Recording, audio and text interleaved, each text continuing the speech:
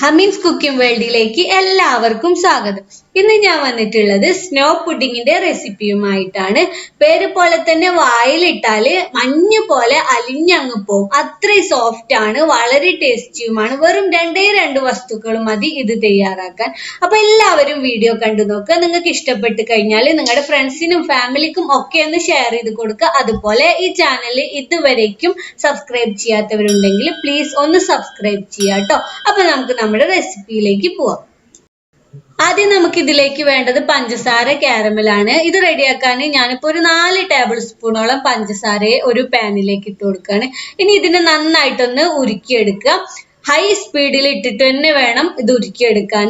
ഇപ്പൊ ഇതാ കണ്ടോ, പഞ്ചസാര നന്നായിട്ട് ഉരുകി വന്നിട്ടുണ്ട്. ഇളക്കി കൊടുക്കരുത് കേട്ടോ. ഇനി ഇതേ സ്പീഡിൽ തന്നെ, ഹൈ സ്പീഡിൽ തന്നെ വെച്ചുകൊണ്ടിരിക്കുക. അപ്പൊ ഇതിന്റെ കളറ് കുറേശ്ശെ ആയിട്ട് മാറി വരാൻ തുടങ്ങും. അപ്പോ പറ്റ ലോ സ്പീഡിലേക്ക് മാറ്റണം കേട്ടോ. ഇപ്പൊ കണ്ടോ, ചെറുതായിട്ട് കളർ മാറി വരാൻ തുടങ്ങിയിട്ടുണ്ട്. അപ്പൊ നമുക്ക് ഇത് സ്പീഡ് പറ്റ കുറച്ച് വെക്കണം, അല്ലെങ്കിൽ പഞ്ചസാര കാരമൽ പെട്ടെന്ന് തന്നെ കരിഞ്ഞു പോവും. അപ്പൊ മൊത്തത്തിൽ നമ്മുടെ പുഡിങ്ങിന് കയ്പ്പ് രസം വരും, അത് ശ്രദ്ധിക്കുക. പറ്റ ലോ ഫ്ലെയിമിൽ ഇട്ടിട്ട് ഒന്നും കൂടെ ഒന്ന് ഡാർക്ക് കളർ ആവുന്നത് വരെ വെയിറ്റ് ചെയ്യാം. ഇപ്പതാ നമ്മുടെ പഞ്ചസാര കാരമല് റെഡി ആയിട്ടുണ്ട്. ഇനി നമുക്ക് ഫ്ലെയിം ഓഫ് ചെയ്തിട്ട് നമ്മൾ ഏതിലാണോ പുഡിങ് സെറ്റ് ചെയ്യുന്നത് ആ ട്രേയിന്റെ അകത്തേക്ക് ഇത് ഒഴിച്ചു കൊടുക്കണം. ചൂടോട് കൂടെ തന്നെ ഇത് നമ്മൾ എടുത്തു വെച്ചിരിക്കുന്ന മോൾഡിലേക്ക് ഒഴിച്ചു കൊടുക്കണം, അല്ലെങ്കിൽ അത് പാനിൽ ഇരുന്നിട്ട് അതേപോലെ തന്നെ അങ്ങ് സെറ്റ് ആവും. ഇനി നമുക്ക് ഇതിന്റെ എല്ലാ ഭാഗത്തേക്കും ഒന്ന് ഈ പഞ്ചസാര കാരമൽ ഒന്ന് ആക്കി കൊടുക്കാം. ഇനി ഇതിനെ നമുക്ക് നന്നായിട്ടൊന്ന് സെറ്റ് ആവാൻ വേണ്ടിയിട്ട് അല്പനേരം മാറ്റി വെക്കാം. ചൂട് പോയി കഴിഞ്ഞാൽ ഇത് പെട്ടെന്ന് തന്നെ സെറ്റ് ആയിട്ട് വരും. ഇനി ഇതിന് കൂടാതെ നമുക്ക് ഇതിലേക്ക് 2 മുട്ട വേണം. ഈ മുട്ട മുഴുവനും വേണ്ട, ഇതിന്റെ വെള്ളയും മഞ്ഞയും സെപ്പറേറ്റ് ചെയ്തെടുത്തിട്ട് വെള്ള മാത്രം മതി നമുക്ക്. ഇപ്പതാ ഞാൻ മുട്ടയുടെ വെള്ളയും മഞ്ഞയും സെപ്പറേറ്റ് ചെയ്തെടുത്തിട്ടുണ്ട്. ഇതിൽ മഞ്ഞ നമുക്ക് ആവശ്യമില്ല കേട്ടോ, ഈ വെള്ളം മാത്രം മതി. ഈ മുട്ടയുടെ വെള്ളം ഞാനിപ്പോ ബീറ്റ് ചെയ്യാനുള്ള എളുപ്പത്തിന് വേണ്ടിയിട്ട് വലിയൊരു ബൗളിലേക്ക് മാറ്റുകയാണ്. ഇനി നമുക്കൊരു ബീറ്റർ ഉപയോഗിച്ചിട്ട് ഈ മുട്ടയുടെ വെള്ളം നന്നായിട്ട് ബീറ്റ് ചെയ്യാൻ തുടങ്ങാം. ഇതിന്റെ കൂടെ തന്നെ ഇതിലേക്ക് വേണ്ട മധുരത്തിന് ആവശ്യമായ പഞ്ചസാര ഇട്ട് കൊടുക്കുക. ഞാനിപ്പോ ഒരു 4 ടേബിൾ സ്പൂൺ, അതായത് ഒരു 1/4 കപ്പോളം പഞ്ചസാരയും കൂടെ ഇതിലേക്ക് ഇട്ട് കൊടുത്തിട്ടുണ്ട്. ഇനി ഇത് നല്ല പോലെ ഫ്ലഫി ആയി വരുന്നത് വരെ നമുക്കൊന്ന് ബീറ്റ് ചെയ്യാം. ഏകദേശം ഒരു 3 മിനിറ്റോളം ഹൈ സ്പീഡിൽ ഇട്ടിട്ട് നിർത്താതെ ബീറ്റ് ചെയ്യുക. അപ്പൊ ആ കറക്റ്റ് സ്റ്റേജ് നമുക്ക് കിട്ടും. ദാ ഇതുപോലെ നല്ല ക്രീമി ആയിട്ട് വരും, അതുവരേക്കും ബീറ്റ് ചെയ്യാം.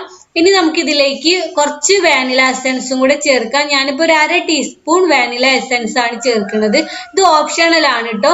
ചിലർക്ക് മുട്ടയുടെ ആ പച്ച സ്മെല്ല് പറ്റൂല, അതൊന്ന് റിമൂവ് ചെയ്യാൻ വേണ്ടിയിട്ട് മാത്രം ചേർക്കണേണ്. ഇത് ചേർത്തിട്ടില്ലെങ്കിൽ നമ്മുടെ പുഡിങ് നല്ല പെർഫെക്റ്റ് ആയിട്ട് തന്നെ കിട്ടും.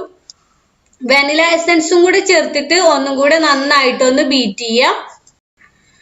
ഇപ്പതാ ഇത് റെഡി ആയിട്ടുണ്ട്. ഇനി നമുക്ക് ഇതിനെ നമ്മൾ തയ്യാറാക്കി വെച്ചിരിക്കുന്ന മോൾഡ് ഉണ്ടല്ലോ അതിലേക്ക് ഒഴിച്ചു കൊടുക്കാം. ഇനി ഇതിന്റെ അകത്ത് എയർ കുടുങ്ങി കിടക്കുന്നുണ്ടെങ്കിൽ അതൊന്ന് റിമൂവ് ചെയ്യാൻ വേണ്ടിയിട്ട് ഇതുപോലെ നന്നായിട്ടൊന്ന് ടാപ്പ് ചെയ്യുക.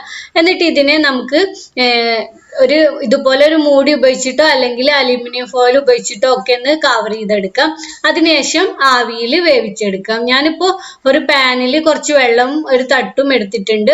ഇനി ഇതിന്റെ അകത്ത് വെച്ചിട്ടാണ് ഞാനിപ്പോ ഇതിനെ കുക്ക് ചെയ്യുന്നത്. ഇതല്ലാതെ നിങ്ങൾക്ക് ഇഡ്ഡലി തട്ടിലോ കുക്കറിലോ ഒക്കെ വെച്ചിട്ട് സ്റ്റീം ചെയ്തെടുക്കാവുന്നതാണ്. ഇനി ഇതിനെ കറക്റ്റ് 15 മിനിറ്റ് ഹൈ സ്പീഡിൽ ഇട്ടിട്ട് കുക്ക് ചെയ്തെടുക്കാം.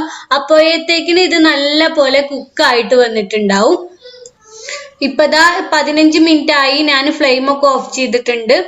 കണ്ടോ, നമ്മുടെ പുഡിങ് നല്ല പോലെ സെറ്റ് ആയി വന്നിട്ടുണ്ട്. ഇനി ചൂട് പോവാനായിട്ട് ഇതിനെ മാറ്റി വെക്കാം. ചൂട് പോയതിനു ശേഷം നമുക്ക് ഇതിനെ ഒരു ഡിഷിലേക്ക് കമിഴ്ത്തി വെച്ചിട്ട് അങ്ങ് ടാപ്പ് ചെയ്ത് കഴിഞ്ഞാൽ വളരെ എളുപ്പത്തിൽ പുഡിങ് ഡിഷിലേക്ക് നമുക്ക് മാറ്റിയെടുക്കാവുന്നതേ ഉള്ളൂ.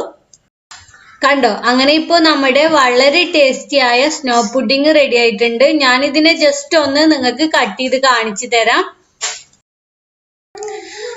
ഇതാ കണ്ടില്ലേ, പേര് പോലെ തന്നെ മഞ്ഞു പോലെ സോഫ്റ്റ് ആണ്, അത്രയും ടേസ്റ്റ് ആണ്, വായിലിട്ടാൽ തന്നെ അലിഞ്ഞു പോവും.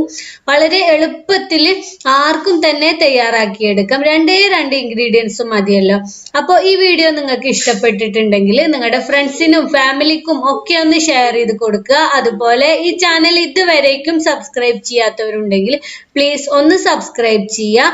മാത്രമല്ല തുടർന്ന് വരുന്ന ബെല്ലൈക്കണും അതിനുശേഷം വരുന്ന ഓൾ എന്ന ഓപ്ഷനും കൂടെ ഒന്ന് സെലക്ട് ചെയ്ത് വെക്കുക. എന്നാൽ മാത്രമേ ഈ ചാനലിലെ പുതിയ അപ്ഡേഷനുകൾ ഉടനെ തന്നെ നിങ്ങൾക്ക് നോട്ടിഫിക്കേഷൻ ആയിട്ട് ലഭിക്കുള്ളൂ. അപ്പൊ നമുക്ക് വീണ്ടും ഒരു പുതിയ വീഡിയോയുമായിട്ട് കാണാം.